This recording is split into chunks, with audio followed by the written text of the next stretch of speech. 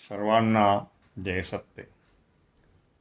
देशामध्ये सध्या जे वातावरण सुरू आहे, विशेषतः तरुणांचा जो एल्गार पुढे आलेला आहे, CJP किंवा कॉकरोच जनता पार्टी यांच्या माध्यमातून जो उठाव झालेला दिसतो आहे, त्याबद्दल अनेक वादप्रवाद सुरू आहे.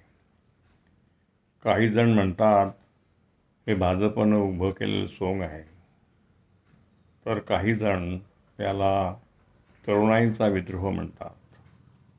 खरं म्हणजे याची उत्पत्ती भारताच्या चीफ जस्टिस चंद्रकांत यांनी कॉकरोच नावानं मुलांना जे छेडलं आहे, त्यांची बदनामी केली आहे, त्याचा राग येऊन दीपकेनी कॉकरोच जनता पार्टीस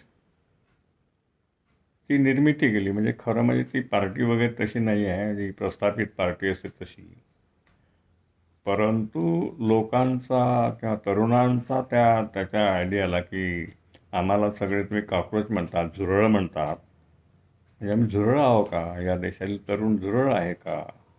हा तो प्रश्न होता. आणि त्याला खूप उत्स्फूर्त प्रतिसाद अगदी 2 कोटीच्या वर तरुणांचा मिळालेला आहे. आणि ते सगळे एकत्र आले आहेत मग जंतर मंतरवर. तर त्याला तुम्ही त्याच्यात काही षडयंत्र शोधणारे लोक आहेत, परुळेकर सारखे, आणखी काही मोठे लोक आहेत. परंतु भाजपची काय भूमिका आहे, संघाच्या लोकांची काय भूमिका आहे, तर ते त्याचा विरोध करत आहेत. मग हे जे कॉन्ट्रडिक्शन आहे, एकाचा आंदोलनाला भाजपचं ठरवणं आणि भाजपच्या लोकांनी त्याचा विरोध करणं, त्यांच्यावर लाठीमार करणं, गोळ्या चालवणं, छर्रे चालवणं, हे जर होत असेल तर खरं काय आहे याच्यामध्ये? या मुलांनी मार खाल्ला, जे हजारोच्या संख्येमध्ये जंतर मंतरवर आलं. ते मुलं आहेत, ते विद्रोह आहे, त्यांच्या मनामध्ये राग आहे, आक्रोश आहे की आपल्यावर जो अन्याय होतो आहे, या देशामध्ये ज्या प्रकारे शिक्षण आणि नोकऱ्यांची स्थिती आहे त्याचा तो उद्वेग आहे, राग आहे. ज्या मुलांनी परीक्षा देऊन त्याच्यातून, त्या विद्रोहातून आत्महत्या केल्या, आपण नापास होणार की काय म्हणून, आपल्याला संधी मिळणार नाही काय म्हणून, अशा कितीतरी मुलामुलींनी, तरुण मुलामुलींनी आत्महत्या केला. याचा दोष त्या मी कॉकरोच पार्टीवर देणार की सरकारला देणार? सरकारच्या नीतीला देणार. या देशाची सरकारची नीती ही सर्वसामान्य लोकांना दाबण्याची आहे, बहुजन समाजाला शिक्षणहीन करण्याची आहे, अनएम्प्लॉयमेंटमध्ये ठेवायची आहे. आणि पेपर फुटीचा प्रकार देखील त्यांनी सिलेक्टेड लोक मुलं कसे तयार होतील, काही त्यांच्या फॅमिलीजमधले तयार होतील, अशासाठी ते लीक केलेलं आहे. मग याच्यामध्ये जे लीक करणारे आहेत ते फुटले आहेत, ती भाजपचे आहेत, प्राध्यापक वगैरे संघाचे आहेत. याचा अर्थ हे षडयंत्र संघाचं आहे की ह्या देशातल्या तरुणाईला आपल्याप्रमाणे वागवायचं, त्यांना अनएम्प्लॉयड ठेवायचं, त्यांना शिक्षणहीन ठेवायचं, ही नीती त्यांची आहे.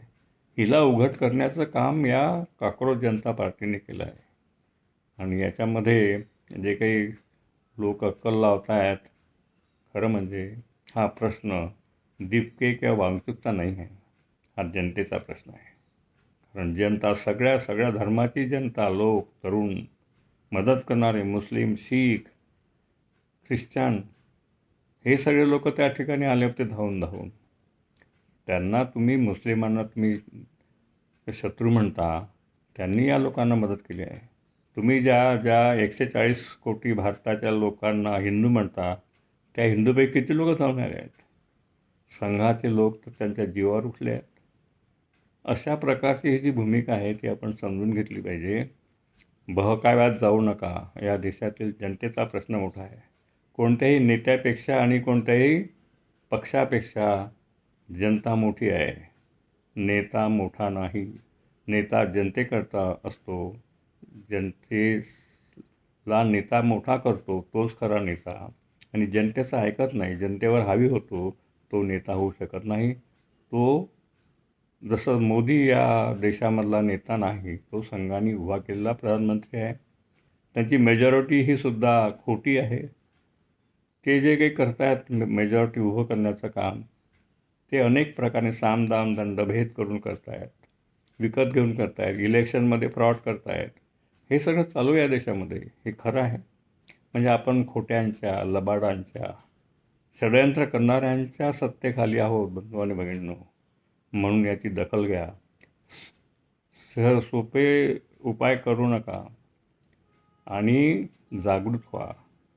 कारण तुम्ही जर झोपेत राहिले, तरुण असाल, वयस्कर असाल, तुम्ही जर शांत राहिले, सांगितलं नाही लोकांना खरी बाजू काय आहे, खरं काय आहे, तर या देशाची हिची गुलामगिरी आहे.